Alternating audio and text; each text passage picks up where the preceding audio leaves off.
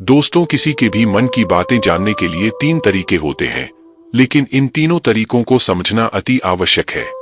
यदि आप इन तीनों तरीकों को समझ लेते हैं तो आप किसी के भी मन की बातें बड़ी ही आसानी से जान सकते हैं, समझ सकते हैं। तो चलिए इसे एक बुद्ध कहानी के माध्यम से समझते हैं कि किस तरह से आप दूसरों की मन की बातें जान सकते हैं, समझ सकते हैं। बहुत समय पहले की बात है। एक छोटा सा गांव था। उस गांव में 2 भाई रहा करते थे। बड़ा भाई अंधा था, जिसके कारण वो हमेशा घर पर ही बैठा रहता था, और छोटा भाई खेती किया करता था। लेकिन खेतों में अधिक जानवर आने से पूरी फसलें नष्ट हो जाती थी, जिस कारण छोटा भाई बहुत परेशान हो चुका था। तभी उसे एक तरकीब सूझी। एक दिन उसने सोचा, खेतों में से इन जानवरों को भगाने के लिए क्यों ना मैं अपने बड़े भाई की मदद लूं। वैसे भी बड़े भैया अंधे, अगर वह खेत में बैठे रहेंगे और जानवरों की आहट आने पर वह उन्हें जोर से चिल्लाकर भगा सकते हैं, जिससे हमारी फसलें बच सकती है। इसलिए उन्हें मैं खेत में बिठा देता हूँ। ये सब सोच विचार करने के बाद उसने अपने खेत में ही एक छोटी सी झोपड़ी तैयार की और अपने अंधे भाई को उस खेत में बैठा दिया और उनसे कहा, भैया, यदि कोई जानवर की आहट आपको सुनाई दे तो आप जोर जोर से चिल्लाना। यह सुनकर वह जानवर यहाँ से भाग जाएंगे और हमारी फसलें नष्ट होने से बच जाएगी। बड़ा भाई अपने छोटे भाई की बात मान लेता है और वो उस दिन से खेत में ही रहना शुरू कर देता है। जब भी किसी जानवर की आहट उसे सुनाई देती तो वो तुरंत जोर जोर से चिल्लाना शुरू कर देता, जिससे वह जानवर उसके खेतों से भाग जाते। ऐसा करते करते कई दिन बीत चुके थे। तभी एक दिन उसके खेत में एक हिरण भागता हुआ था है और वह खेत के बांध को तोड़कर वहां से भाग गया। लेकिन उसी हिरण का पीछा करते हुए एक राजा भी उस खेत में आ पहुंचा। तभी राजा की नजर उस अंधे भाई पर पड़ती है।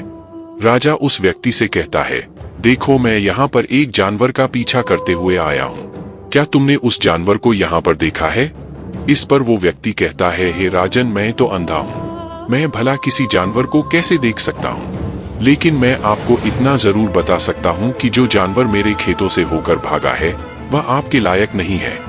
आप उसके पीछे अपना समय यूं ही व्यस्त कर रहे हैं। राजा उस अंधे व्यक्ति की बात सुनकर बड़ा अचरज में पड़ गया। वो ये सोचने लगा कि आखिर यह तो अंधा है, फिर इसे कैसे पता कि जिसे हिरण को मैं तलाश रहा हूँ वह हिरण मेरे लायक है ही नहीं। यह अंधा व्यक्ति मुझे कैसे बता सकता है?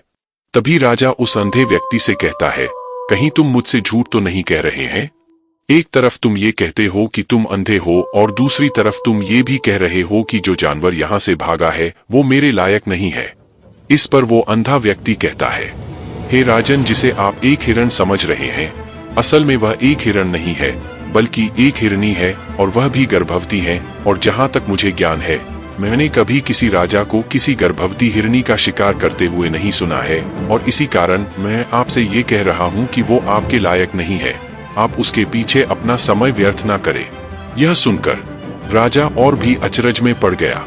वो ये सोचने लगा कि आखिर ये अंधा आदमी यह कैसे जान सकता है कि वो हिरनी है और गर्भवती है। राजा कुछ देर सोच विचार करने के बाद अपने सेनापति से कहता है, सेनापति जी, मुझे वो जानवर जिंदा चाहिए, क्योंकि मुझे यह पता करना है क्या वो हिरनी है और क्या वह गर्भवती है, क्योंकि यह अंधा आदमी बहुत विश्वास के साथ कह रहा है और मुझे इस बात की पुष्टि करनी है। यदि वह हिरनी हुई और गर्भवती हुई तो वह हमारे शिकार के लायक नहीं है, क्योंकि हम तो एक हिरण का पीछा कर रहे थे। इसलिए जाओ और पता करो कि क्या वो हिरनी है। सेनापति राजा से आज्ञा लेकर आगे की ओर बढ़ चलता है, और कुछ देर बाद जब वह वापस लौट कर आता है तो वह राजा को कहता है, हे राजन, इस अंधे आदमी ने जो भी बातें कही हैं वो बिल्कुल सही है। वो एक हिरनी ही है और वह गर्भवती भी है। यह सुनकर राजा आश्चर्यचकित रह गया। उसे समझ नहीं आ रहा था कि आखिर अंधा आदमी कैसे पता कर सकता है कि वह जानवर एक हिरनी है और तो और वह गर्भवती है। भला एक अंधा आदमी यह कैसे देख सकता है, यह कैसे जान सकता है?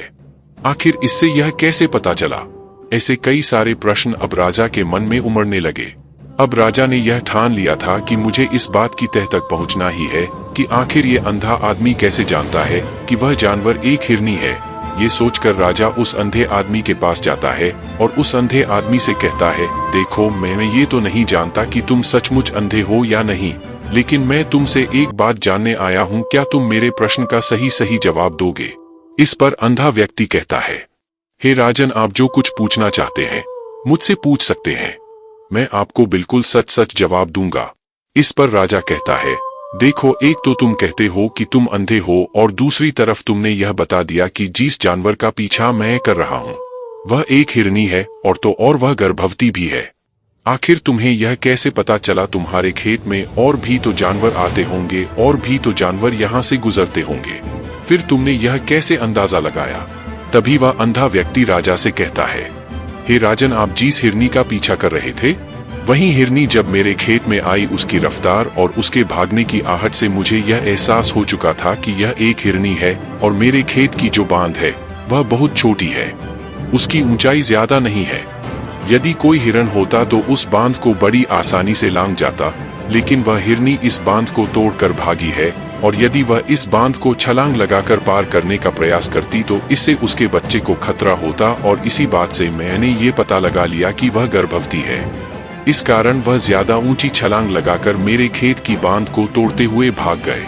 इस पर राजा के मन में एक और प्रश्न उठा। राजा ने कहा, किंतु तुम्हें कैसे पता चला कि वह एक हिरनी ही है और भी तो कोई जानवर यहाँ पर आ सकते हैं?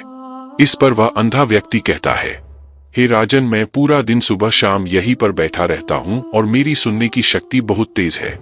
मैं ये भाप जाता हूँ कि कौन सा जानवर मेरे खेत में आया है और उसी के आधार पर मैं जोर जोर से चिल्लाता हूँ ताकि वो मेरे खेत से भाग जाए और मेरे खेत की फसलों को नष्ट ना कर पाए। राजा उस अंधे आदमी का यह जवाब सुनकर पूरी तरह से संतुष्ट हो चुका था। वह मन ही मन यह सोच रहा था कि आदमी भले ही अंधा हो लेकिन यह तो बड़ा ज्ञानी मालूम पड़ता है, इस आदमी से कुछ ना कुछ तो काम निकलवाना ही चाहिए। यह विचार लिए हुए राजा वहां से वापस अपने महल की ओर लौट जाता है। राजमहल पहुंचते ही राजा उस अंधे व्यक्ति से कहता है, आप तो बड़े ज्ञानी व्यक्ति हैं, आपको किसी भी बात का पता बड़ी आसानी से चल जाता है। आज मैंने आपको यहाँ पर इसलिए बुलाया है क्योंकि मैं आपसे ये जानना चाहता हूँ कि मेरी पत्नी पतिव्रता है या नहीं। इस पर वो अंधा व्यक्ति कहता है, हे राजन, यह कैसा प्रश्न हुआ? इस पर राजा कहता है, मैंने आपसे बिल्कुल उचित प्रश्न किया है, मुझे इस प्रश्न का उत्तर दीजिए। इस पर वो अंधा व्यक्ति कहता है, हे राजन, ये सारी बातें जाने दीजिए, आपकी शादी को इतने साल बीत चुके हैं और अब आप ये बात क्यों जानना चाहते हैं? आपके मन में ऐसे प्रश्न क्यों उठ रहे हैं? इस पर राजा जिद करते हुए कहता है, देखिए, आपको मुझे इस प्रश्न का उत्तर तो देना ही होगा। यदि आप मुझे इस प्रश्न का उत्तर नहीं देंगे तो मैं आपको मृत्यु दंड दे दूंगा। राजा के मुख से यह बात सुनकर वह अंधा व्यक्ति कहता है, हे राजन, यदि आप इस प्रश्न का उत्तर चाहते हैं तो उसके लिए आपको मेरा एक काम करना होगा। राजा कहता है, बोलो, मुझे क्या काम करना होगा? इस पर व्यक्ति कहता है, इसके लिए आपकी पत्नी को मेरे साथ कमरे में अकेले छोड़ना होगा। उस अंधे व्यक्ति की यह बात सुनकर राजा पहले तो क्रोधित हो जाता है, लेकिन फिर कुछ सोच विचार करने के बाद वह उस व्यक्ति की बात मान लेता है और अपने सेनापति को आदेश देता है, सेनापति जी, इस व्यक्ति को और मेरी पत्नी को एक कमरे में कुछ देर के लिए अकेला छोड़ दें।